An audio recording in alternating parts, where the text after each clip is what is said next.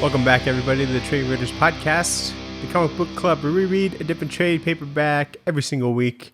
I'm Daniel and you're Nathan. We're brothers, and we read comics. This is all we do. It really is. You never elaborate further on like some of the things that we're doing. Go to bed, wake up, read comics, repeat. Eat some wings. Don't even eat. Don't have time. Yeah. Too busy reading. Yeah. Unless it's comics, I'll eat some comics. Yeah. As soon as I'm done reading a page, I'll just eat it to stay alive. Just rip it out. Yeah. Tons of fiber. Yeah. It's a good diet. We got time codes throughout our description about different parts of the podcast. We got the pull list. Talk about stuff we read and watched. We got Back Matter Matters.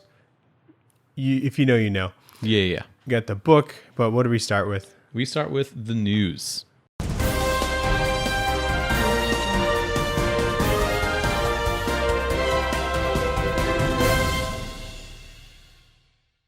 What, any news, Nathan? Yeah, the Ringo Awards happened. The Ringo Awards? Yeah, it's kind of like... Did Ringo Starr host them every year? You know, maybe. I don't know. I cannot confirm nor deny who created the Ringo Awards. Okay. But it's like one of them.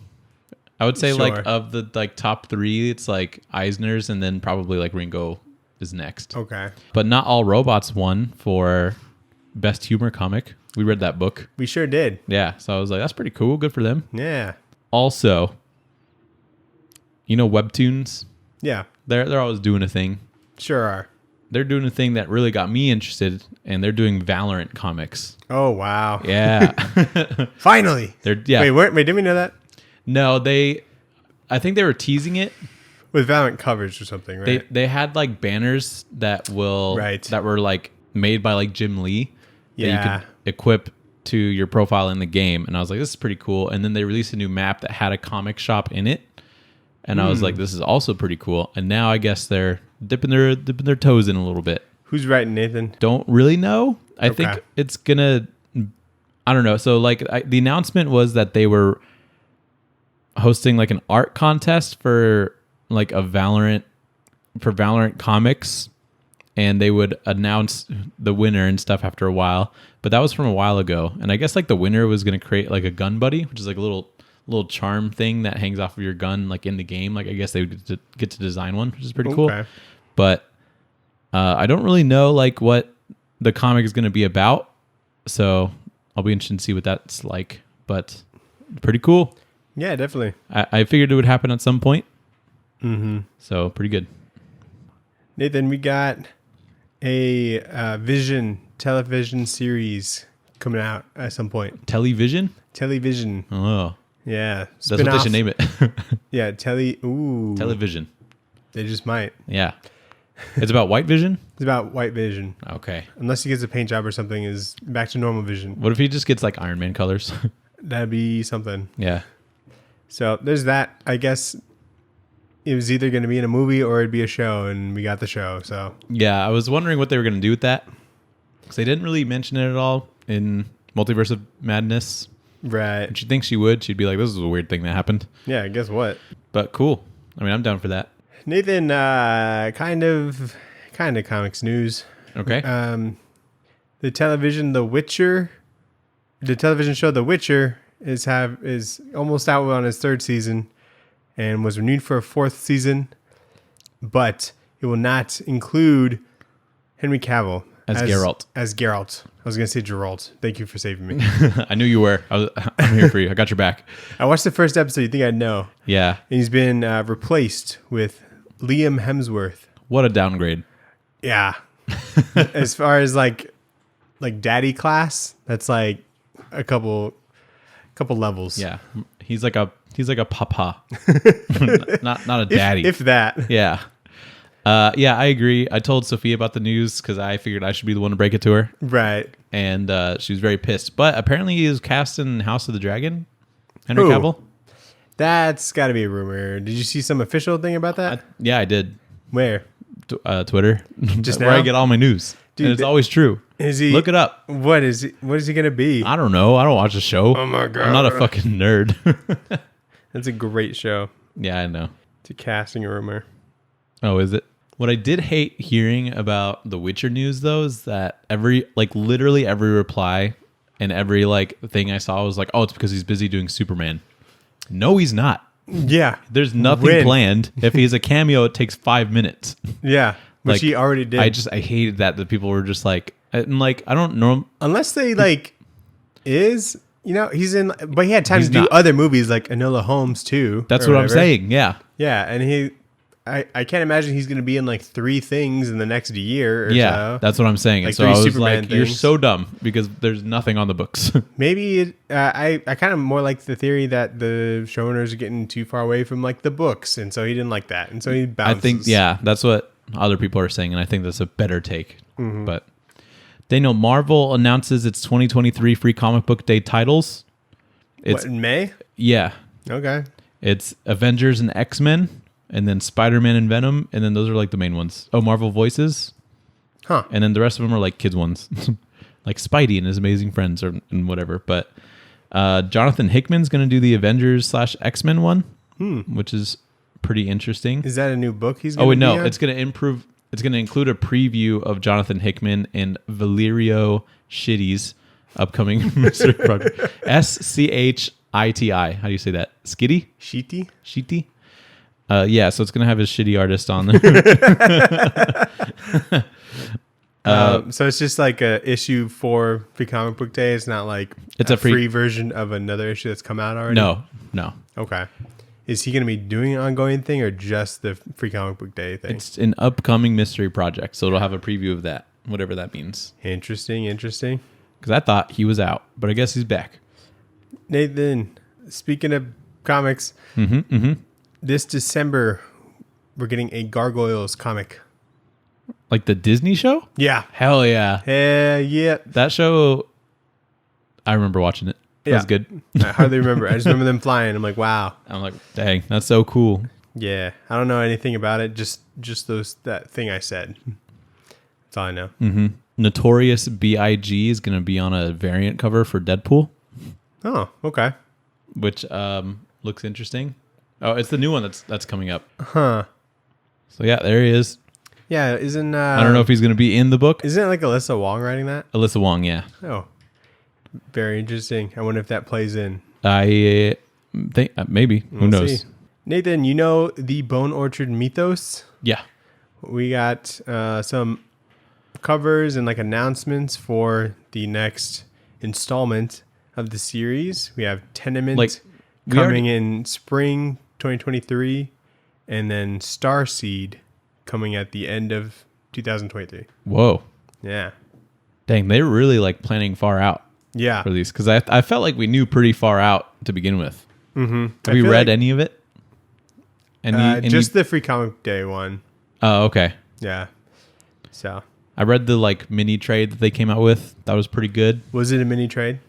It was like a graphic novel that was like 80-ish pages. Oh, It was like it had like a spine and shit, so it's like up on my wall right now. But Yeah. I thought it was pretty good. A couple good ideas, but I haven't read any of the single issues that have come out yet. So right. Cool. that's all the news I had. It was a pretty light week for me. It was also very busy. A couple things. What you got? Hit me with the news, not physically. Yahya Abdul Mateen II. Yeah, he's Do you doing. know him? Yeah, he's Dr. Manhattan Yes. and Wonder Man. is that rumored? The That's rumored thing? It's like the news. Yeah. Not like confirmed, I'm pretty sure. Okay, I So- could see that. I have no prerequisite for this character, so Just charisma. I know he's a big guy with a big dong, and he'll be perfect. Not that having a big dong is important for Wonder Man. To me it is, to but be it clear. helps. It helps. Yeah, to me it is important. It needs to be just a hog. Yeah. Of a man. And I just like seeing people get into the MCU. I think it's fun. Yeah, it is fun. That's cool. Yeah, I don't really know much about Wonder Man either, other than just charismatic man. So Yeah. we'll see. That'll be fun. I saw an article that it was he was jumping ship from DC, and I was like, that's so dumb because he was part of Aquaman. Oh yeah. He's like Black Manta, I remember. which he did pretty good in that too. I wouldn't want him to come back for like the second one, Like I think we're good on Black Manta. Black Manta was the best part of the movie, I think. And Right. I didn't like it. I But didn't like do the you movie need very more, much. Nathan? Sure. Give me more of his big eyes shooting lasers. Yeah. Stargirl is canceled at the CW. Did it start? Huh? It's been going on, right? Yeah, it was like at DCU for a while, or what the fuck is it? DC Universe. DC Universe for a little bit. Okay. Wait, was it called DC Unlimited or something? No, It's called DC Universe. it's just called DC Universe. Well, yeah, I think it had like 3 seasons or something, but it's canceled now. Oh, that sucks. Yeah. Dang it. Got to find a new favorite TV show, Nathan. Dude, the new Titans season comes out tomorrow. Was that season 4? Yeah. Wow. Because I was watching like Harley Quinn, the like last season. We're like almost finished with it. And we saw like a preview for Titans. And I was like, holy shit, they did another season. There's no way they're going to 5. They just call it canceled, but keep releasing more seasons. I don't think they even like officially canceled it. I always just assumed. Oh, yeah, that's right. Because like Because season Doom Patrol 3, got the boot. the last episode of season 2, so bad. And then like most of season 3 is just boring to me, except for like some of the Red Hood stuff. But no, it seems pretty good though. Are you going to watch season 4? Yeah, probably. Who's in it that makes it seem exciting? There was somebody, and I was like, oh, okay. And then I can't even remember now. Raven's can't coming. wait. Raven's coming back. She like wasn't in season 3 at all for some reason, so she's coming back. Okay. Fucking. Actually, I don't even know. Is it the Red X? That would be sick. That would be pretty That would get me fucking sick. in. That if they need something to bring me back in for season 5, Red X, I'm back in. Is It's not even like a good show. I still want to preface. Deathstroke in it? He was. He was. Or they called him Slade. Yeah. Or what about that one dude, like Gizmo or something? He was in it. Yeah. He was in it? That's crazy. Was it like a little kid? No, it was a very small part actually. I wish they did more. But Wasn't there a big rock man or something? yeah, he's like Beast or something. Probably not. Why? There's no other beasts. It's the only beast. No other beasts I can think of. No, it's like Matador or something. I have to look it up now. You fucker. Not that we were thinking about Mastodon, some shit like that. Definitely like a one word name. Wait, does Cyborg become the rock guy for a little bit? Maybe. Hold on. There's not even a cyborg in the show in Titans. So I think they just called it Stone. Mammoth. That was his name. It was like Gizmo, Mammoth, and then that girl with like the purple hair. Yeah. Mammoth is what I'm trying to think of. Oh, that's not what I'm thinking of. What are you thinking of? All right, look up Stone guy in Teen Titans, and then like Cyborg comes up, and I guess he turned to stone for a little bit. That's sick. I don't know if it'll. Stone. Yeah. Yeah, you remember that? No. Really? I remember that. It's pretty cool. Good show. Yeah. Yeah. No, I don't remember. I don't remember why I was like even remotely interested because I saw the trailer starting and I skipped it, and Sophia got mad at me for skipping it. And so she was like, "What do you mean? Go back, watch the ad." And I'm like, "What the fuck?" I had to like restart the HBO Max app to get it to like pop up again. It was like so much effort. But no, I don't think Sophia was like that engaged in season 3, and I think she just forgets because she was like way more excited than like I feel like she than what was warranted. Maybe it's just because it's a familiar thing. I think so. That has a new thing coming now. Yeah, I think so. Anyway, oh Nathan, what's up? I thought you were going to get away this week from the news with no NFT news. Oh no, more? But we can't escape it. Oh God. McFarlane Toys is giving away random NFTs when you spend $100 in their store. That's awful. And it's a random one. They're all like, I don't know. I think they're all common ones, but you still get one. What is it? It's a digital figure. Love that. And you get this little room, and you can put your figures on the table. Oh. No. You're like, yo, dude, check this out. And you like put up your phone and you're like, there he is. That's mine. You can fucking turn them and shit and just set them up, make it look like they're fighting or whatever. That'd be so cool. Can you imagine doing that? That's ridiculous. Absolutely. Or it's an investment. Maybe. $100, get $1,000. I feel like feels a little bit more like when you bought a toy and you can somehow get perks with like video games, like computer games online, you know? Yeah, that's so it's kind of like that. Because you do something with that, like getting right. Like when you buy a Mountain Dew and you get a Call of Duty cosmetic. Yeah, that's cool. I don't know. Yeah, so it just kind of feels closer to that, not something that will like rise in value and you can sell it or whatever. Okay, I could see that. But it doesn't seem like the NFT that I mean, I guess you get could, people to invest in, and then, but I guess you could sell it at the same time too. You could also like get like the skins from like Fortnite or whatever, or Call of Duty, and like trade those in certain aspects. Not anymore, typically. Really? I know in like Rocket League you can trade still. Yeah, and those things have like values assigned to them, basically. Yeah, like Counter-Strike, same way. Like people pay mortgages with that shit. But it's like gambling as well, because you open like these crates and you just have a chance of getting something cool. So you have to pay for them and stuff? Yeah, you have to pay real money for them. And so like Overwatch got a lot of heat about that. Yeah. Because they were just like promoting gambling to kids basically. And so there's like legal things now that have been put in place to like stop that sort of thing. But Todd McFarlane NFTs, that doesn't really surprise me. I would have liked it better if it was like a Bored Ape like thing, but it was just Spawn and just putting like a sombrero on Spawn or whatever.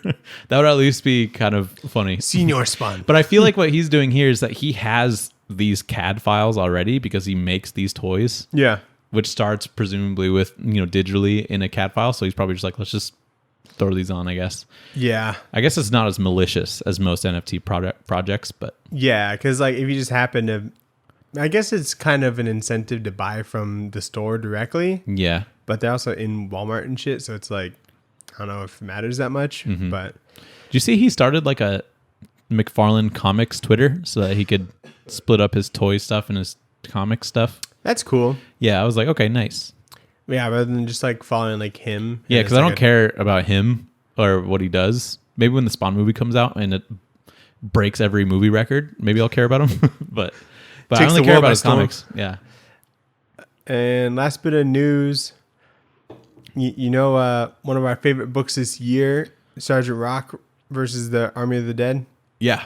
The next installment of the Evil Dead franchise, Evil Dead Rises, comes out April 2023. From DC or?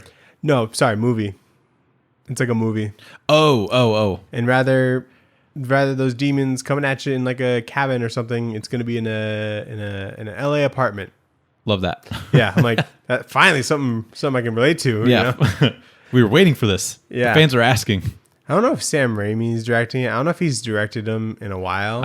I doubt it. Yeah, I think maybe just like the earlier ones. Mm-hmm. But I thought that was close enough news. The line is just is so blurred. Yeah, that's because you're like, this guy that's a part of this franchise wrote a comic book one time, and so now this is comic book news. Yeah. And then also the director of that franchise also directed other superhero franchises okay, you know what? that are based off comic books. All right, I'll let it slide. Mm-hmm. I mean, if we had Kiss news, we'd probably bring it up. Kiss is going on tour again. I'll start following Kiss as like a trending topic, and then we'll see what news we get. You know what I didn't think what problem I didn't think I'd run into? So I try and like tag like creators and like things that relate to whatever we're posting about, like whatever book. Mm-hmm. And I tried to post the band Kiss, like tag them in our post, but they don't have like an official like Instagram. There's just a bunch of like fan pages. Yeah. You know what I mean? And I was like, huh. I So guess how are we supposed to get in contact with them? for like a 50-year-old band, they probably wouldn't give a shit, you know? Yeah. Like, does Van Halen have a Twitter? Maybe. I don't know. Do they individually have Twitters? Are they all alive? I didn't dig that deep. Yeah. Okay. I think so. Cool. Anyways, Daniel. Black Panther's coming out, Nathan. Yes. So what I do think we it'll do? be out by the time this drops. Yeah, when does it come out? Like 11th? The 11th? Yeah. Okay, yeah. So it'll be out. It's coming out. We watched it. Probably pretty good. Yeah, we'll talk about it next episode. Do we have tickets? Yeah, we do. Okay, sweet. For Thursday. Let's go. Don't be late. So we read a Black Panther comic book, our first one of our show. Yeah. And it's called A Nation Under Our Feet by Ta-Nehisi Coates and Brian Stelfreeze and Laura Martin, and letterer is Joe Sabino. And Nathan, what the fuck did I just read? Dude, I don't know. I told you that I didn't want to read this because I read the first issue and I like had no idea what happened. Right. But then when we were talking about it, I was like, maybe we should do this because I think I was just stupid before when I was trying to read it. Still stupid? I'm still stupid. And this is still pretty confusing, but I do like the art more now reading it this time around. The art is really cool, yeah. Yeah, there's a lot of really cool visual elements in here, but this definitely feels like a novelist's first comic because it's all just like them talking about things that are happening like in Wakanda, but not necessarily showing a whole lot of it. It's more like metaphoric narration than like plot driving dialogue. Yeah. And so I kind of like the pacing because like scenes don't last that long, but also what slows you down is like dialogue and captions in every single panel. Tons and tons. Which is not my favorite, as you know. Yeah, not a big fan of that. This essentially what this book was from a dialogue perspective is if a bunch of people were in a room talking about what happened in every episode of Game of Thrones. Right. Because it's just like, oh, and then like this colony of people like did this and now they're like trying to start a revolution and like, oh, this person is... This is basically a podcast with Yeah, pictures. This is our podcast reviewing another podcast. Yeah, pretty much that's what it was. And so like I did not really gather anything when I read through this. And I thought it was 5 issues. So when issue 4 ended and there was back matter, I was like, oh my fucking God, thank you. Yeah, I thought it was 5 too, because like just the amount of pages that were left. Yeah. But no, I just stopped. I'm like, you know what? That's all right. Yeah. So like, it's not bad writing. It's just bad at keeping my attention. That's And what I would say. Making pictures in my head. Because when I was going back through and like taking notes on stuff, I really had to like pretty much reread the whole thing again because and like trying to figure out like, is this important information? And like some of it isn't, some of it is, but yeah, it's tough. But Brian Stelfreeze is the man. He like nails the look of this book and he's like the best part. I'm a really big fan of like the inks in this. Yes. Super duper cool. Yeah. That's like especially like the shading on people's faces. Yeah, that's like the best part. Because he does this really good job of inking like shadows and stuff, but in like a particular pattern that looks like it's almost like tribal markings. Okay. Almost. That's what it reminds me of, which I think is like on purpose. And so it looks really cool.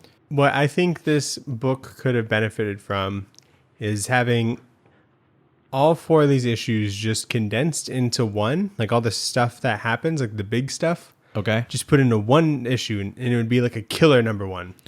You know what I mean? Yeah. Because I liked it. You're absolutely right, actually. As a whole, you know, as far as like things that happened and it kind of cutting off at a certain point that felt somewhat natural. Yeah. So if it was just all those really important things, because if I were to ask you what happened in this, not a lot you can tell me. Yeah, I could summarize it, I think, pretty quickly. But if that was all like in the first issue, pretty strong first issue. I agree. And you kind of cut out a lot of the stuff that you don't necessarily need. But I think that he not like stretches it out to 4 issues, but he does. There are some points where I'm like, that's an interesting perspective from like T'Challa. Is this his first comic? This is his first comic, I'm pretty sure. Very interesting. After this, because it was like a big thing that like, they got like this good novelist to like do a Black Panther thing. And I guess he's done like some pretty important work that would suit like a Black Panther comic. So it makes sense that this is his first one. Yeah, a lot of articles and stuff. Yeah. And then after that, he went on to Captain America. He did Captain America, and then he's doing like one other thing as well. But I heard Captain America's pretty good, so maybe he's gotten a little bit better with that. But shall we get into it? Yeah, might as well. So it starts out with T'Challa as Black Panther going to like thank some vibranium miners, like the people that mine them, and he's like, I love you guys so much, which seems like a little like, you guys make me so cool. You guys make us so rich, what you guys do. Like, I think if I was a vibranium miner, I wouldn't be like, oh my God, it's T'Challa, I love you. Oh my God, our boss is here. Yeah, but anyway, he goes like thank them because he's like, these people are like my family. And then they're just like brainwashed by like this wave of like hate for T'Challa, and he like has to like fight them off or whatever to like break off the spell. He manages to do it. And then also just kind of within Wakanda, there's question of like assassins in the Dora Milaje, and Shuri is gone. So I think she's dead. I don't know. I don't know what's happening to her. Yeah. We find out that she's like in this test tube, but what happened? I don't really know. I think this is right after Secret Wars. Oh, maybe. Yeah, because this is like 2016, right? Yeah, there's mention of like Doom and stuff, and so I'm like, maybe this is like right after that, because this is all new, all different Marvel, which I do think was after Secret Wars. That sounds right. Okay. This is a great starting sequence, though. Like, I love seeing him in silhouette, which Brian Stelfreeze does really well. But like silhouettes that have like accents on them. So Black Panther's is like his necklace thing, which is pretty cool. Yeah. But other people will have other things highlighted within their silhouette so that you can differentiate them. And I love that style. And it seems like he has like the kinetic energy power thing in this suit. He's got like the MCU powers. Yeah, which I've never really been a big fan of. It seems to work out here and not like OP. Yeah. Which is helpful. Because like I don't want him to just get like bombarded and then like lose. Yeah. Because that kind of sucks. Yeah. You know, have something. They do use it sparingly. To be fair. There's this chick named Zenzi, and she's the one that brought out the hate in the people. She's like a rebellious witch. Yeah, she's a liberator fighting for a better and brighter world. So she thinks. Yeah, that's what she feels. And then there's Annika and Io, who are two characters that I think were part of the Dora Milaje, and they were exiled for some reason. And I think they have, like, I think one of them stole prototype Wakandan armor. And here's what I think confuses me a lot is that he's really good at like saying things without it being too like straightforward as a novelist. Okay. But I need that. Yeah. I need. That's why I read comics. I need Annika to be like, yo, I stole this shit. It's really cool. But they say it, I think, in like a fancy way that like implies it. And so They're like, it just why did you take this? Kind like of thing. Right over my head. Yeah, no, not even that. That would be pretty straightforward. But like the way that they say it, I don't know, is I think like, don't do this for me. I think critical don't plot throw points, it away. Yeah, critical plot points are demonstrated over like multiple panels and really big dialogue bubbles, and so it takes a little bit of a smart reader, right? i.e., not me, to like piece that together. Because sometimes I'll just be reading like I'll stop at like when a page ends. You know? Exactly. And picking that up can be bad because then you just kind of forget what happened, really. Yeah. And so it's not great for that kind of reading. But exactly. I love seeing some good like Wakandan tech. Like I like this ship that looks like a bird. Yeah. That shit's pretty cool. And I love this scene where like the two Dora Milaje girls are like talking to each other and they're like outside and there's like a fire behind them. And so you like see their silhouette, but then like the markings that they have on them are there so you can differentiate the two. Yeah, it's like their tattoos, I guess. Yeah, and the fire looks really cool and like the night is pretty sweet. So I like that like stylistic choice. Mm-hmm. And then T'Challa has Shuri in like a test tube thing. Why? Don't know. Why is she dead or in a coma? Don't know. Why is she standing? What is she in? I think she's like floating. I think it's like Wakanda tech where she's kind of suspended in air. Ah, good word. But yeah, I'm not sure what the deal is there. She got a sweet fit though. Was she like maybe Black Panther at some point? I don't know. Pretty sure, like almost definitely. Yeah. So that's issue 1. Issue 2. So they know where Zenzi is, the person that brainwashed all those people. And so T'Challa suits up and his mom's like, no, you should like be a king. Stop being a warrior. And then T'Challa's like, nah, I'm gonna go fight this bitch. One thing that confuses me in this book is that there's a lot of mentions of just like random nations. And I'm not sure like if they're in Wakanda or if they border Wakanda or what. Yeah, I thought they were just all like cities in Wakanda. That's what And I'm like, I need a fucking map. And there is a map, but it's at the end. I would love that in the beginning. They're like, here, you can flip back to this. Yeah, like that's what I like. There are comics that do that, especially with like mystical things where you need that. Like I think Headlopper does that. Like I don't think you actually. Wait, I don't think it helps. You know, what if it's just they're all in a circle or something? If that's the case, like location doesn't matter that much. It does, and it does. I just like to know what's in Wakanda, what's not in Wakanda. You know, I would just assume that it's all in Wakanda. That's what I assumed. I did not assume that at first, and so I'm like, what are these places? So that doesn't help me too much. But anyway, Annika and Io start like saving some prisoners, I think, from some corrupt chieftains that operate like right under the royal family. And then T'Challa fights his way in front of Zenzi, and then he gets thrown into like a trippy sequence of, it's like a dream sequence almost of like other Black Panthers fighting him and saying that he's not like a real king or whatever. Because I don't know why he decides to put himself like in front of her, because he didn't think that he would get brainwashed, but she could also control your heart is what was mentioned, and what he believes, I guess, is part of, not like physically but like spiritually. I don't know. It was a little weird how they explained it, but basically it made him really, it brought out his what do you call it? What you're like not confident about? Insecurities, thank you. And so he just thinks that he's not being a good king, and so other like Black Panthers before him are just like shitting on him basically. But I love that color, like the coloring in that sequence, because it looks all trippy and they like really sell that. Yeah. And I still think that T'Challa is such a fucking bonehead for going in. He's like, I'll just fight him. Yeah. No real plan there. At least a little bit of help. Yeah, that would be, I think, super helpful. And then Zenzi gets away from like that whole thing. But also Shuri gets thrown into that like plane of existence of like Wakandan memories, and Mama Wakanda is there. That's what I've decided to call her. The Jalia is what they call the plane. Jalia. Okay, yeah. Jalia. Jalia? Jalia. Oh, Jalia. DJ. Okay, yep, I got it. I've always liked that aspect of Black Panther.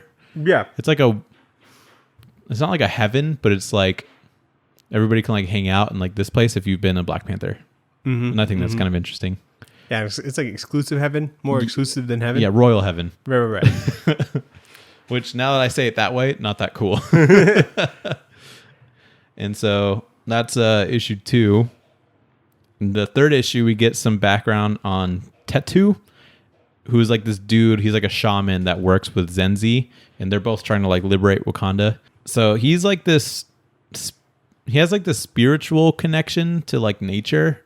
And so he's kind of like telling the story about what he's trying to do with Wakanda. And he basically just like hates technology, and he wants everybody to go back to just being like cavemen, basically living amongst nature, I think is his goal. Mm-hmm. But I really like how it was like explained, because in his, he's like referring to himself as tree, and people are flesh, and buildings are metal teeth. And he's like, back when I was tree. Yeah. Like, what is this? I know. I was like, what am I reading? And like, it seems so weird to call like people flesh, but in this perspective, it kind of makes sense. But he's like, once when I was tree, flesh came and worshipped my roots, but then metal teeth ripped my limbs or whatever. And so it's just like people exploiting nature, creating weapons to use for like violence and stuff like that. He doesn't like that because he feels like he's representative of all of nature, I guess. And so he's like, I don't like this. And he's got like poison ivy powers. Yes. Yeah, he does actually. He controls like vines and stuff, kind of, with like magic. But yeah, it's funny to like read him call people like flesh and stuff like that, but it's kind of fun to read in this scenario. Mm-hmm. So in the astral plane thing, the mom talks to Shuri about what it means to be a queen and like the importance of lasting memory, I think. I don't really know what the point of that whole conversation was, because she doesn't come back. Right.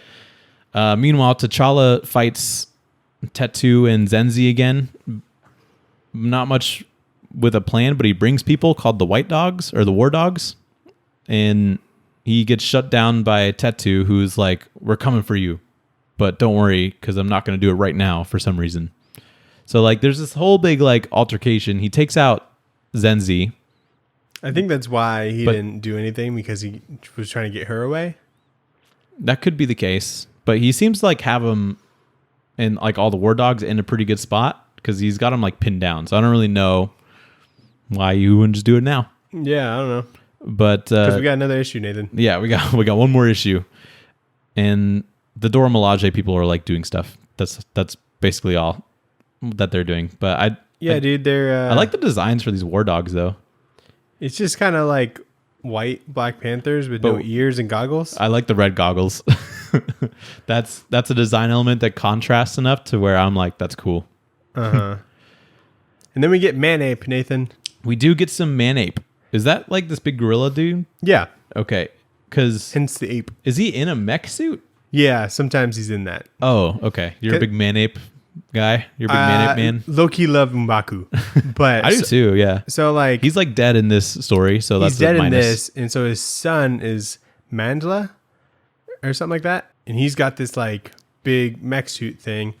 And, like, in the old days of Man-Ape, it would kind of just look like a onesie that had, like, the gorilla mouth, like, around his head. Same as this. But here, it's a mech suit. I'm like, that makes a ton of sense. Yeah, that would be much better. But anyway, I was just excited to see that because I wasn't expecting Man-Ape in this, but I'm glad we got it. I am too. Because he does look fucking ginormous. Yeah. But, yeah, so that scene is just the Dora Milaje being like, hey, we're still here. We're protecting the people. And like getting their trust or whatever. Right. And that's issue 3.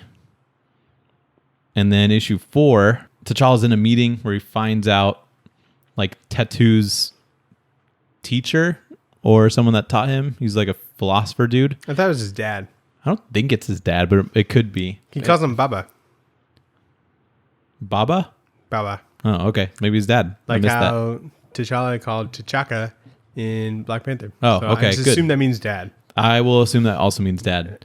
And it's his dad is a guy named Shangamir, I think. Probably. And so T'Challa finds out that, and then they also find out that there are rogue Dora Milaje girls that are starting a revolution, essentially. So there's like not a whole lot of things that are going in like his direction, like very well. Like Wakanda's kind of messy right now. You can't start a book with things going well. Yeah, exactly.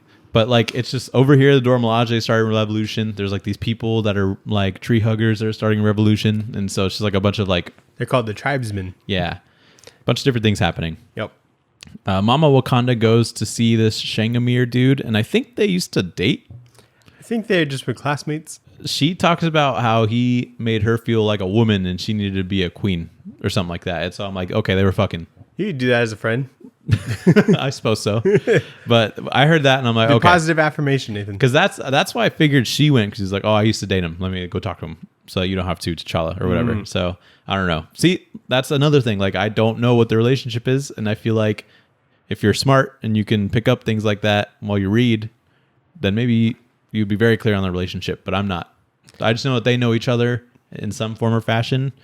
And maybe that's just enough. But so I know, like, you know, this might not be like for us, but I do think it is like well done. Yeah. You can tell that time has been put into it and it's been taken like very seriously. The orchestration of everything, I think, is pretty good. Yeah. I just think it's a little too macro for what I typically enjoy reading. Sure. Because it's like, and it as it should be, because it's about like a king. It's just like a lot of like political things that are happening, I think. Not like political, but national movements that are happening. Yeah. Some against the king, some are not, and stuff like that. And it's all about royal family struggle, trying to keep it all together, you know? So it all feels like very macro. And the only way you could really demonstrate that in a book is with like a ton of dialogue to be like, you know, oh, this thing is happening and stuff like that. So, yeah. But yeah, I agree. I think it's done well for what it is, for sure. So yeah, Mama Wakanda goes talk to that dude, and maybe they didn't date. I don't know, but he doesn't really say anything about Tetu. He doesn't narc. So Mama Wakanda's like, I didn't get anything from that. And then Tetu is forming a partnership with the renegade Dora Milaje community to potentially team up and take down T'Challa together. So the two individual revolutions that we're starting are now starting to form into one, is what I got from that. Right.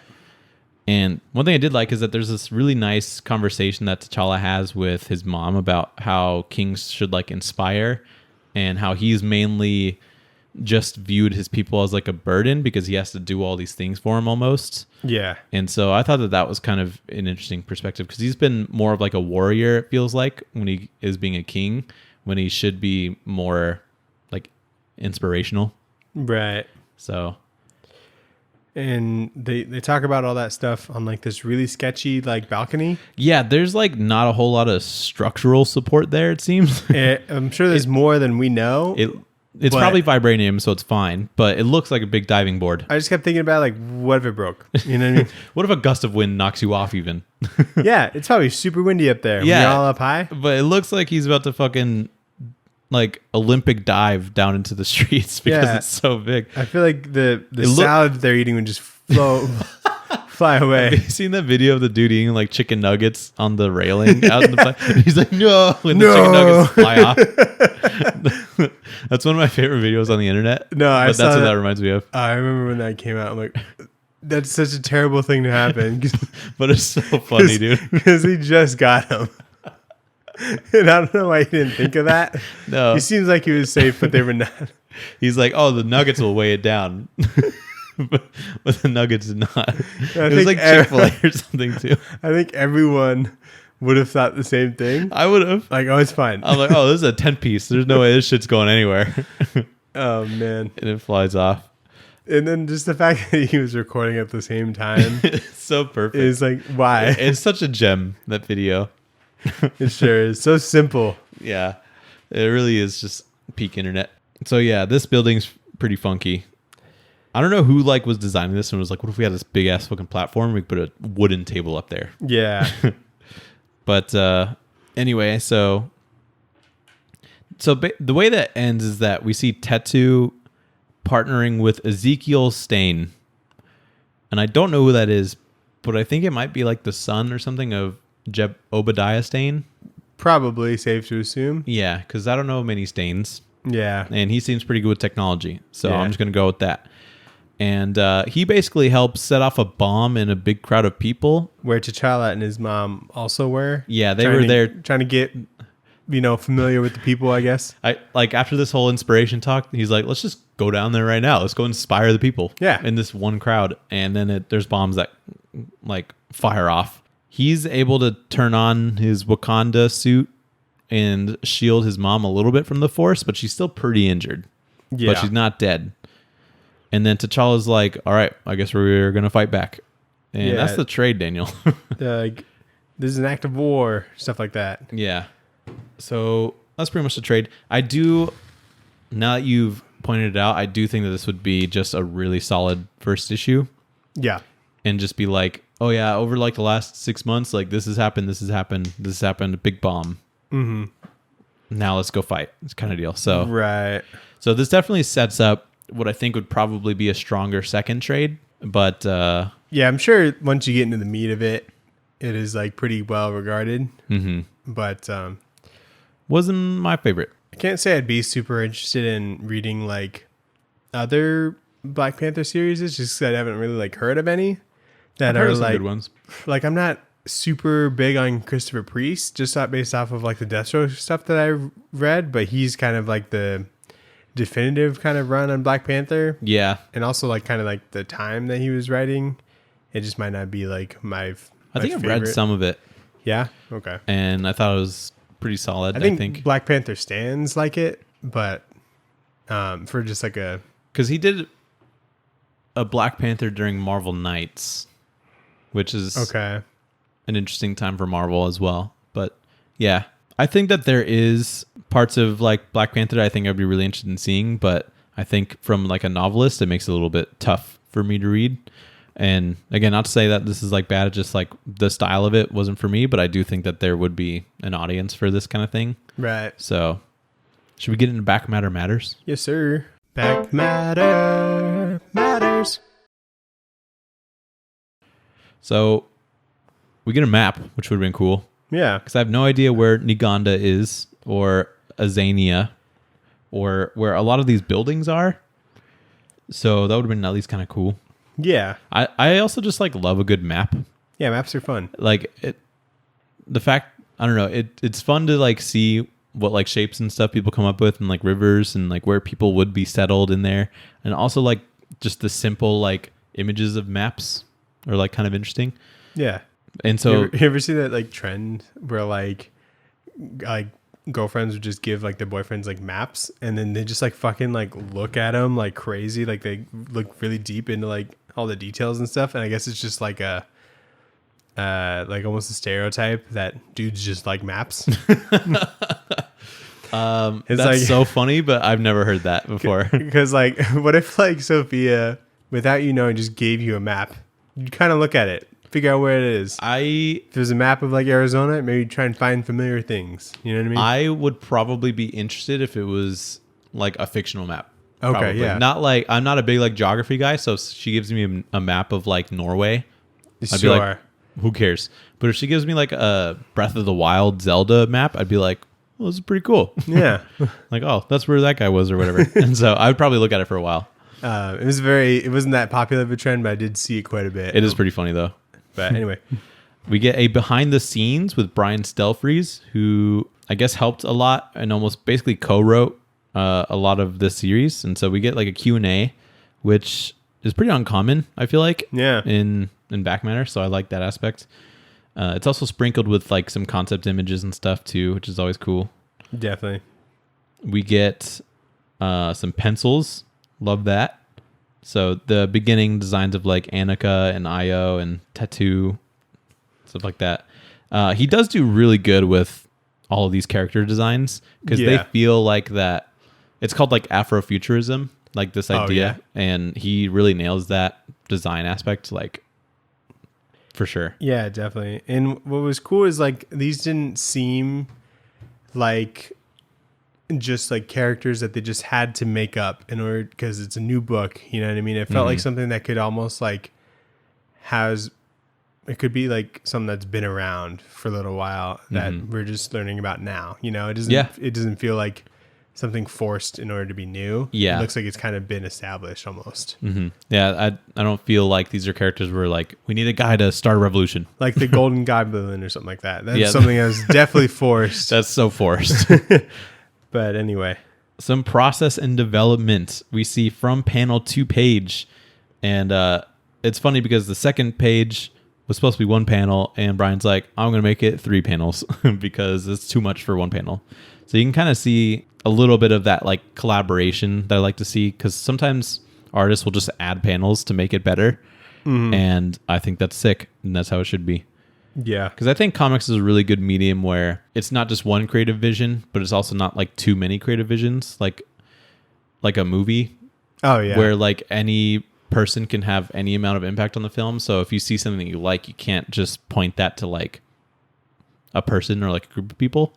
Yeah. But if I also feel like books or like novels where it's just one creative vision, oftentimes isn't like super interesting because you don't get the collaboration with other people. Yeah. And so I feel like comics is like a really great happy medium of that. And then getting like a fresh set of eyes, Nathan. Yeah, exactly. So that's, I think, a really prime example of, you know, Ta-Nehisi Coates is like, this will be one really cool panel. And then Brian Stelfreeze is like, you know what? We need a little bit more pacing to like lead into it. And I think it works well. Some concept designs for some of the stuff that they're wearing. And then we get covers, Nathan. Hella covers. A Ryan Sook cover. Love that shit. Looks really cool. There's a Olivier Coipel one earlier. Oh, yeah. Olivier. Fuck. I keep trying to say it I could tell you were trying to say it right, too, which makes it worse. Let's see. What else we got here? We get the hip-hop variant covers. Ooh, Nathan, pop quiz. What hip-hop album cover is that? Or the artist? If you guess either right, you get a point. I don't know. It looks familiar, but I don't know. Just guess. Notorious B.I.G. Good guess, but no. Who is it? That's Jay-Z, and that is the Black Album. Gotcha. So instead of Black Album, it's Black Panther. You know? Black Panther album. Yeah, that's pretty cool. We got a pop variant, which I don't remember those being much of a thing. They weren't that popular, but they were around. I feel like Scotty Young really scratches that itch for a lot of people for characters being taken and into like a new like kind of cute style, and like very literally, like he's still a cat, so give him a little ball of yarn. Yeah, a ball of yarn. You know what a genius that man is. Scotty Young. Yeah. Neil Adams, rest in peace. He did one. Oh man, so good. Mike McKeown, and then Sanford Green did a variant for every single one, so he's got a really sweet style as well. Oh wow, this looks really good. Yeah, there's a lot of them that are really cool, and he keeps like the yellow like accent colors with him in like that third variant. So I think that's super cool. Frank Cho, I always like his stuff. Oh yeah, he's great. Jamal Campbell, and Kyle Baker. And we get a little chronology of Black Panther, so other appearances he's had. But yeah, you're right. The other stuff that are kind of more definitive runs of just him were just Christopher Priest. Right. Like maybe who is the Black Panther run? That looks kind of interesting. He's got the cape still. I like the cape. So there was a Christopher Priest one and a non-Christopher Priest series that were 2 Marvel Knights. Okay. So that's interesting. Because I always feel like when he's on like a team book, he never seems like big enough of a character. You know, like disagree. Not like as important when it comes to the plot. You know, he just kind of seems like he's always there. He's there because he's pretty smart, and sometimes he will provide, I guess, resources, whether it be like people or technology or stuff like that. Sure. So I think that he typically fills in like that, like plot part pretty good. But anyway, and then we get some creative bios. There's a Dark Reign Black Panther. That's pretty cool. But yeah, most of the other ones are like New Avengers, Fantastic Four, and stuff like that. So, and Black Panther and Captain America. So that's that stuff. We got some character bios, and then the first appearance of Black Panther, which I didn't read. Yes, sir. Don't worry, Nathan, because I did. All right, I did it for you. Thank you.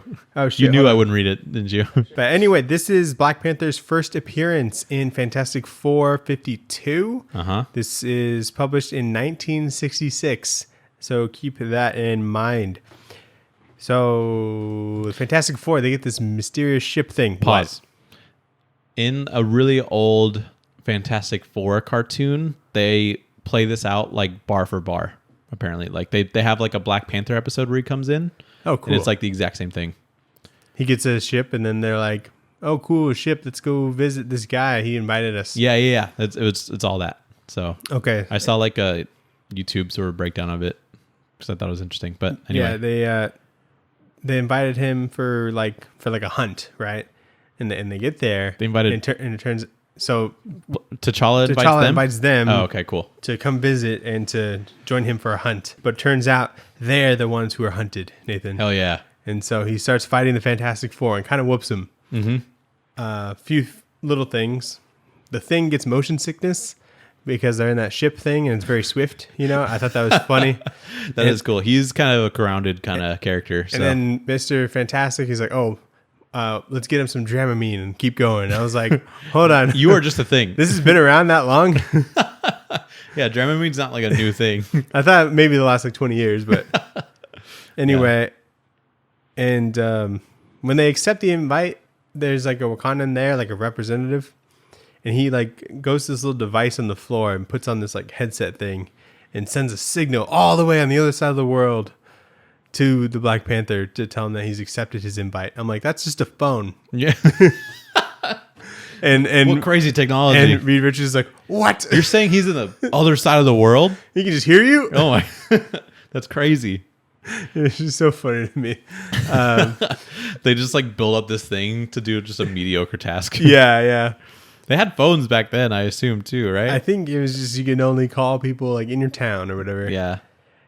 That's funny. Yeah. Johnny's in college, not that important. Oh, the Inhumans are in this for some reason. Who, like the royal family Inhumans? Yeah. Oh, cool. And Black Bolt's like design has come like a long way. Let me show you. He used to look pretty corny. Yeah.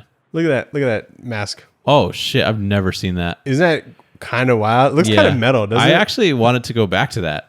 Yeah, man. How did they go from that to like a little fork? It's like a crown or something. Also, Karnak used to look like a huge nerd. Oh yeah, he just looked like a Frenchman. Yeah, I think that Karnak is probably like the best redesign for a Marvel character. Probably. Because he looked like such a dumbass, and then he just switched to looking super cool. Yeah, I can't remember why they were even brought up, but they're trapped somewhere and they're trying to get out or whatever. Well, Inhumans, I think, were first introduced in Fantastic Four as well. Probably. So they're pretty involved. Yeah, and you know what I hate about some comics from the 60s, Nathan? Lots of dialogue. Tons of dialogue, and there's a specific panel I want to show you. It seems like they would just throw out ideas and be like, We have to put that in. This panel is basically just all dialogue. Oh my god. There's not even picture. It is like 40% dialogue. Like that whole... Yeah, I was like, as soon as I saw that, I'm like, come on. So that's how I feel reading Watchmen. Yeah, I know. So to be honest, I only got like halfway through this until I was just ready to go to bed. Mm-hmm. It's only like 20-page issue, but I only read like 10. I'm like, that's fair. So I just looked at all the pictures, and you kind of, that's all you really need to do. Yeah. Because they fight for a bit, and then they kind of stop them. I'm convinced that kids that read comics back then were only looking at pictures, because there's no way that they would be reading all that. No shot. But anyway, they stop them, and then next issue is called The Reason Why. So the reason why Black Panther was like fighting them, was being a dick. Yeah. What's kind of interesting about the comics was that like they just made like black people just gray. Like they colored them gray there. So this is like a dude, and he's fighting some Wakandans. Dude, they look dead. And yeah, I know. They look like zombies or something. It's definitely like for printing reasons. Perhaps. Because printers weren't that good. You only had like a certain range of colors. Like you couldn't really do green a lot either. So that's why like a lot of characters early on weren't green. Yeah. Hulk was originally gray. Right. And then so he's originally black? Yes. In this oh my god, I think we're discovering something. We got to tell somebody. But so that's the reason why. It's just really funny looking at it nowadays, especially digitally. Yeah, I was like, maybe it's just weird lighting here. But no, it's just Jack Kirby's like, this is what they look like, right? Is that who it was? Jack Kirby? Yeah, and Stan Lee. Oh, cool. Or it even said Jackie Kirby. Jackie. Yeah, because that's how cash he was, you know? Did they like put like nicknames in between like the first and last name? They put it before the first name. It'd be like Stan the Man Lee or whatever. Written by Smilin' Stan Lee. Nice. Art by Jolly Jackie Kirby. Inking by Gentleman Joe Sinote. And then lettering by Hammy Sammy Rosen. Oh, I love me some Hammy Sammy. Oh man, a legend. Jolly Jack. I feel like that a lot of people view him as kind of like a grumpy dude. So that's kind of funny. Yeah, maybe. But anyway, I had a lot of fun with that. Yeah. What would you rate this book, Daniel? For me, it's an I like it, but for like a ice cream I don't normally get, but I know that people like, and so I'll just like try it every once in a while and be like, you know what, maybe I've grown on this, and then like I just still don't like sweet cream or whatever. Yeah, I would say it's a like it as well, but like a pretty loaded like it. Yeah, where it's like really only like 40% ice cream, and then the rest is just like toppings and shit. Okay. Because there's a lot of good stuff in this, but I'm not quite ready to commit to that next level, the next size. You know what I mean? Yeah. Because it might be too much. You could pick some of the good stuff out and be like, I like that. Yeah, well, it's all good stuff. Well, it's all good stuff, but like Cold Stone, you can pick whatever you want, Nathan. Yeah. Exactly. But yeah, Yeah, I think there's probably like ones I'd be more interested in out there. So we'll have to wait till the next Black Panther movie. Next Black Panther one. Anyway, and then we got the pull list next, Nathan. Yes, we do. Shove it in your box. The pull list. What did you shove in your box? I started a box actually. Oh, really? Congrats. Which has been a big commitment for me. Ready to hunker down and just commit? I'm ready to just settle down. Yeah. I've only put one series in there, which is Human Target, so I know I don't miss it, but I'm going to probably add more stuff on there. Okay, yeah. Once I figure out what I want. Nice. And did you make it to the shop today? I did. Okay. I took a picture of everything that I got, and now my phone's dead, so I'm going to have to just rely on memory because I didn't write it down. But I got Punisher #7, the new Batman. Did you get Gotham Year 1? Yes. Okay. Gotham Year 1 issue 2. There was a new series by Tate Bromhall. Uh-huh. He's the guy that worked with Jeff Lemire on the... Oh, on Barbalian. Barbalian, yeah. And looked really good. I was deciding between two #1s. And it was that one and then the Mark Silvestri Batman, which actually looks pretty good. Okay. But I was like, I'm reading a lot of Batman right now. Yeah. Because that's all DC wants to put out. Right. And so I was like, I'd rather just take a chance on like this indie thing that also looks pretty good, just on a quick glance of art. So I picked that up. I forget what it's called, actually. I want to look it up. And then I picked up one more thing that I can't remember. Did you get Hulk number 10? No, missed that. I'm also pretty behind, so I probably won't catch up. But Okay. Yeah, so I got Gotham Year 1, number 2, Predator number 4, and Batman 129, like you were saying. Yep. And then Hulk number 10, which I think is the last issue of Ryan Otley's. And I'm afraid that I'm subscribed to it because I don't want it anymore. It's Behold Behemoth by Tate Bromball and Nick Robles. Cool. And looks pretty good, so I'm excited. It's from Boom Studios. You did get that one? I did get that, yeah. Nice. Did you have a chance to read anything this week? No. Me neither. Did you watch anything this week? Barely. Really? Like what? I watched the first episode of that new Guillermo del Toro anthology. Yeah, the thing. The creepiness in the creepiness in the cabinet. Yeah, something like that. Creepiness in the seepiness. Coffins in the creep. Something like that. Yeah. The mouse in the house or something. If you give a mouse a cookie, I think. Do you remember that book? Yeah. The book's fucking sick. I did a report on it one time. Really? Yeah. So it's an anthology, yeah? It's an anthology. Different directors, I think? Different directors. But I don't know what Guillermo has to do with it. I think he's producing or something. Or maybe these are like ideas that he's had that he's given to other people to do. I don't know. I don't really know. I missed like the intro part where he's like, I'm Guillermo del Toro. Let me explain to you why I like movies or whatever. I like skipped that part because I was taking Kilal out, but then I watched like the whole first episode and it was like pretty good. Really good like CGI for a anthology series. Yeah. And it was like about demonic like presences and stuff like that. At least this first one was, but it was written in like a pretty engaging way. So I enjoyed it. Sick. That was pretty good. I played Modern Warfare 2. How's that going? I have not had this much fun with the Call of Duty since Modern Warfare 2. So wow, it's like pretty fun. You didn't like Black Ops or? I love Black Ops. Okay, but it's not like as fun as like Modern Warfare 2. I feel like that's top like 5 games probably for me as far as like fun that I've had. You saying multiplayer?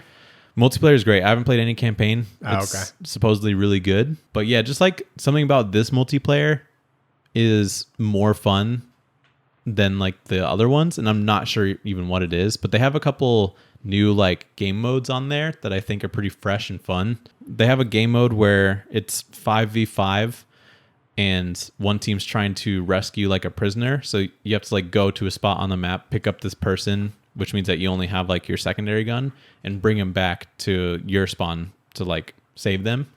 And if you die, you're dead until someone like picks you up. And if everybody dies, then that like is one way to end the round. And so tactically it's pretty interesting because if you're like all spread out and like 4 out of the 5 of you die, like that one person can figure out where the people are and go help pick up like some of the other people and bring them around and stuff. So it like switches the momentum of the game pretty well, and it's fun to play with like a group of 4 people like I normally play with. So I like it. But even just like normal like deathmatch is pretty fun, and they have a ground war which feels like Battlefield. Yeah. Which also has kind of had like a bit of a void in my heart because I don't like the recent Battlefields for some reason. So it feels like the part of Battlefield that I like. So I think they've done really well with this multiplayer so far. Nice. So I've been kind of grinding that a little bit. So explain this to me. I remember Modern Warfare 2 on like Xbox 360, right? Yep. Has like, it looks kind of green almost. Didn't they remake that a couple years ago? They made... Or re-released it? Something like, or made it compatible for Xbox One? I think when they released Modern Warfare in like 2019 or whatever it was, I think there was a special edition that you can get that was Modern Warfare 2, just re-released, and they had like Modern Warfare 2 servers. Okay, and so this is a new game, but a sequel of the remake of Call of Duty Modern Warfare. Okay. It's very confusing. So it's not Modern Warfare 3? No. There is a Modern Warfare 3, by the way. I know. But it's not Modern Warfare 3. So was there recently a Modern Warfare? There was, yeah, a couple years ago. Okay. I was really into that one too because it had like the Battle Royale, like Fortnite mode. So they rebooted Modern Warfares? Yes. Okay. Why they didn't just call it 4, I have no idea. Right. But that one was pretty good. I didn't play it like too much multiplayer. But they did have the Warzone, which was like the Battle Royale. Battle Royale, yeah. Right, Which you know you're familiar with that is, right? Yeah. That system, yeah. So and they're gonna add that to Modern Warfare 2, I think mid-November. So that'll be something to look forward to as well. But I think they've done pretty well with this so far. Very weird release schedule. It's so strange. It's like, here's some campaign. Here, play with your friends. Oh, here's Fortnite. It's really weird, but apparently this is supposed to be the only Call of Duty for like the next 3 years. So they're really investing this. Like normally they have like 3 like development studios all working on a Call of Duty where they have like 3 years to like make one Call of Duty and then they just like cycle out. Oh, interesting. This one was like I guess all 3 of them working on one. So interesting. They're not stretching themselves too thin. Yeah. People seem to really like the campaign. I'm gonna try and play it tonight. But it's like pretty good. I was pleasantly surprised. I just remember like, you know, like the camo suits you can wear where you look like a tree or whatever. Yeah. I feel like the best one was in that first Modern Warfare 2. Yeah. Like you just like couldn't see anybody. It was so hard. And it was awesome. And I was like, I also definitely had like a nostalgia blast because I got into a talk with my friends about like just top 3 like Call of Duty missions in campaign. There's a lot of fucking badass ones. Definitely. And like World at War had some pretty good ones. And like I loved World at War. That was my favorite one. I think that's definitely like number 1 for me still. Wow. Probably. Yeah. But not just because of zombies. Like it was just a cool multiplayer game. was great and like campaign was great. But I was talking with them like about some of the missions. Like remember the snowy mission in Modern Warfare 2? Love snowy missions. It's like it starts out all stealthy and then you get on a fucking snowmobile and you're shooting people with pistols while riding a snowmobile. Yeah. And like so it's just a lot of fun. And the last like Modern Warfare, the new one, had a mission where you're basically clearing out a house that's full of like terrorists, and it was so tactical and so cool. Like I was so impressed with it. So that's like probably up there too. Gotcha. There's a point where there's like a baby, and I think every person that played it was like, what if I shoot this baby? Like what's gonna happen? And so there's like a meme where it's like, were you driven to the point where you just like shoot this baby, you know, because it doesn't feel good when you do it, right? But when you do it, it doesn't let you do it, and then it just like ends the game and like restarts the mission. And so like, what the fuck is they handled that well. Like bad. But I wasn't sure because you remember No Russian? Yeah. The mission where you're just Russian people gunning down an airport. Yeah. That's pretty dark. I was just about to bring that up. I'm like, didn't we have to pretend to be a terrorist or something? Yeah. And so that's pretty dark. And so I'm like, they would let me shoot this baby. Right. And so I didn't, but I saw like later. No Russian, that's what it was called. Yeah. I remember just feeling. It makes I'm you like, feel this is bad. This is not so bad. Good. Yeah. That's like the only mission where I'm like, maybe video games are a problem. But that's like, oh, this is the violence that they're talking about. Yeah, in the this news. is the one that makes people want to like go crazy. So, God. But yeah, I think the game's pretty fun. Which one had terminal on it? The map terminal? Yeah. I think Modern Warfare 2. Was it? That was the airport map? Yeah. Yeah, Modern Warfare 2. It was a good map. Mm-hmm. It wasn't like that great, but like it looked cool. Yeah. Anyway, I watched Barbarian. Is that the one with Justin Long? Yes. And he's like a movie star that needs money or something? Yes. Okay, all right. Yep. How was that? So starts off great. It's a great like first half because like you don't really know what's happening, you know? Overall, I'm like, good movie. It like overall, like this movie's crazy. You In know a good what I mean? way? Yeah, this movie was crazy. Okay. And I liked it like as much as I hated it. You know what I mean? Okay. And there's no better way for me to describe it because it made me feel super uneasy and super like uncomfortable, but there were things in it like themes and like execution that I really liked, but I just couldn't help but feel uncomfortable like most of the time. The way I know this is like not equivalent, but I love as much as I hate the movie Tusk. It's kind of it's not. I know it's not like equivalent, but I think that there's something to be admired about the way that you feel when you watch it. Sure, I liked it most of the time, and I just fucking hated the ending of Tusk. You know what I mean? Gotcha. Yeah, so it was one of those like no one really thought it was going to do that well kind of thing. Like it was made for like $4 million, right? Oh. Do you remember The Whitest Kids You Know? Mm-hmm. So one of those guys like directed this. He wrote and directed this. Really? Yeah. I'm like, what's with all these comedy people like making horror movies and they're being pretty good? They're like, I guess that's just a good way to demonstrate you know how to do comedy, you know how to do horror, so you could probably do other big projects. Yeah, there was like, and then that took me down this rabbit hole. You remember the movie Miss March? No. It was a movie about like this guy who like had this girlfriend, but he like goes in like to a coma, and then his friend wakes him up with like a bat. He like just hits him in the head with a bat, and he wakes up, and now his girlfriend is like a Playboy model or whatever, a Playboy bunny. And she's like the cover of the March edition, like being Miss March. I'm pretty sure I was in high school when it came out, so I feel like we would have watched it at the same time, but maybe not. No, I don't remember that at all. Anyway, so he was in that, and so that's why I recognize the director, like what he looks like. You know, you're right, because also like John Krasinski did like A Quiet Place, and he's like a comedy guy doing a horror thing. Yeah. Right. Jordan Peele. Yep.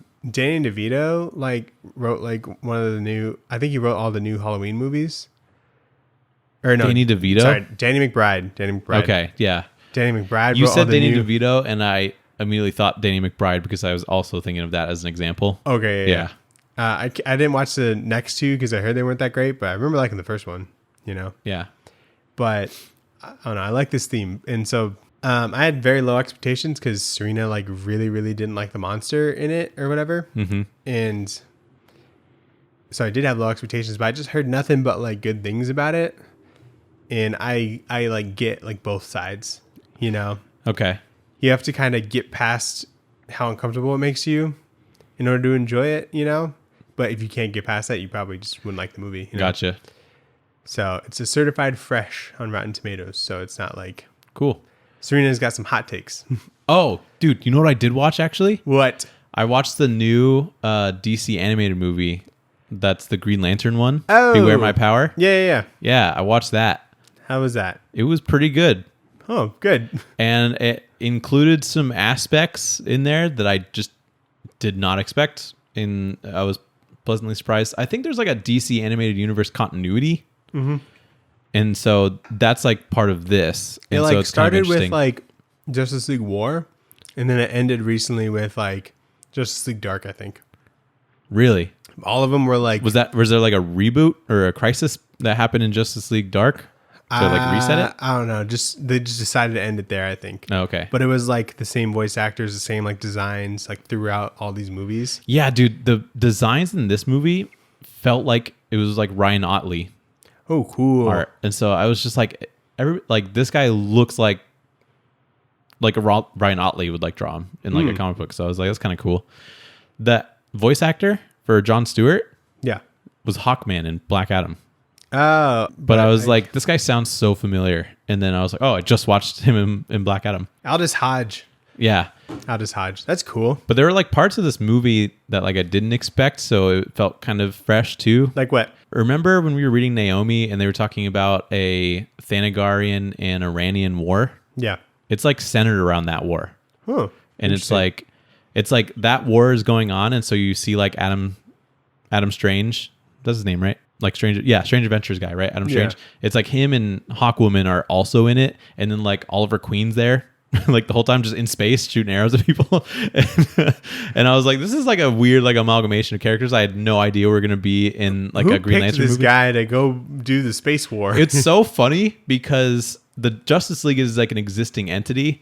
Yeah. And Jon Stewart meets Green Arrow, Martian Manhunter, and what's her name? It's the chick with like the necklace and she can summon like powers of animals. I'm blanking on her name. It's right there. I always know what it is when I see her. Vixen. Thank you. Yeah, Vixen's in it. And then when they decide that like, oh, we need to go to Oa, Oliver's like, I'll do it. Martian Manhunter, you stay here. Which seems so backwards to me because I feel like if anybody's going to go out into space, it would be Martian Manhunter. Yeah. So it just seems really backwards. But I think they did it because Green Arrow, Green Lantern have like a pretty solid relationship. Sure. But yeah, they included a couple different Green Lantern storylines. One of them I thought that they would never do, and so I enjoyed it a lot. Like what? I don't know. Are you going to watch it? Maybe. Like, okay, I'll just spoil it. I don't think that you would recognize even if they did it, but and I probably wouldn't even remember. They did Emerald Twilight, which is when Hal Jordan goes crazy and kills other Green Lanterns because he has parallax in him. Oh, cool. So like that's an aspect of this as well.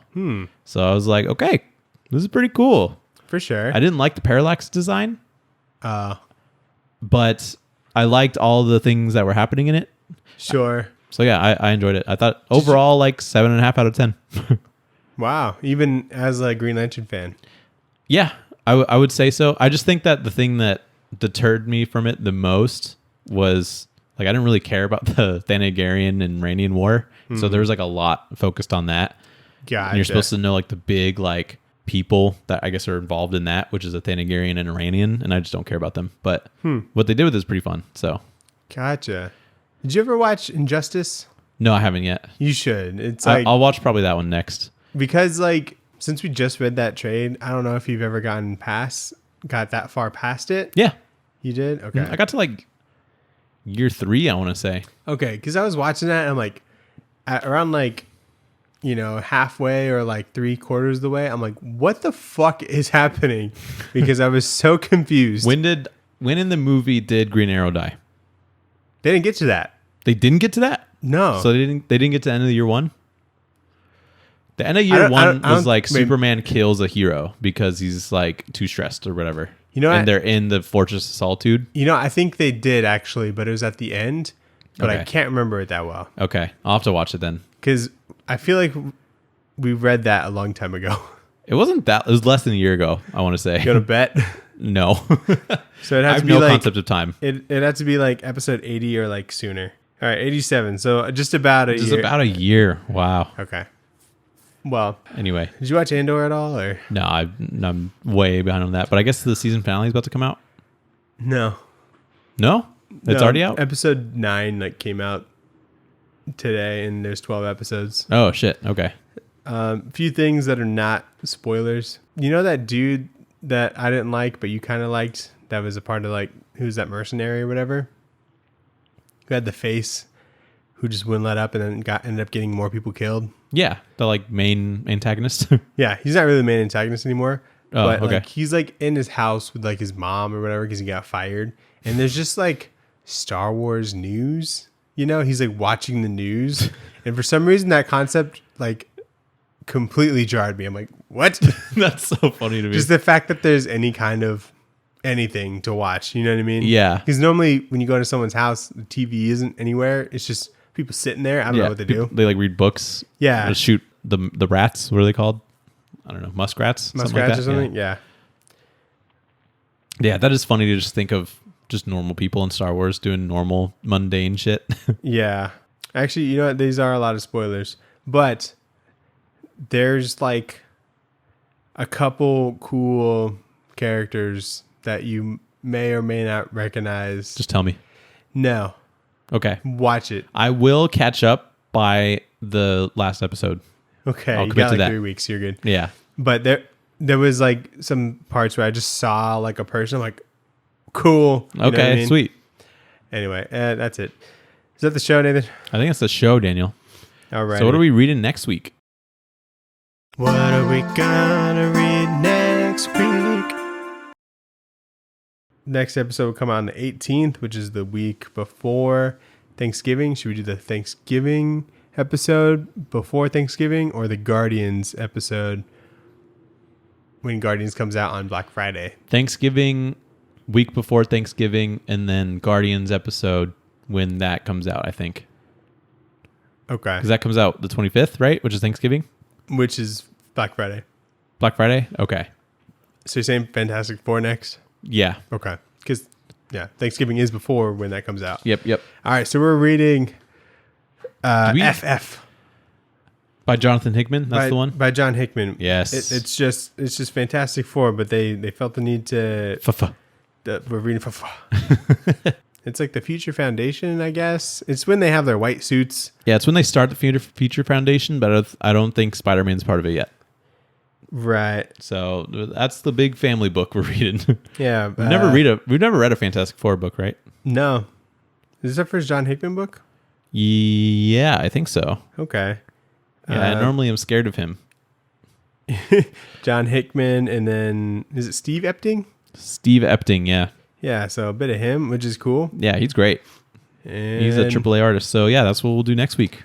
Alrighty. So appreciate everyone listening. Thanks for watching. Follow us on the socials. It's like in our us. Linktree. Give us a like. Daniel puts a lot of effort into YouTube videos, which I appreciate, especially since I have fucked up a couple of the audios the last couple of weeks. So It's okay. I've been able to fix them.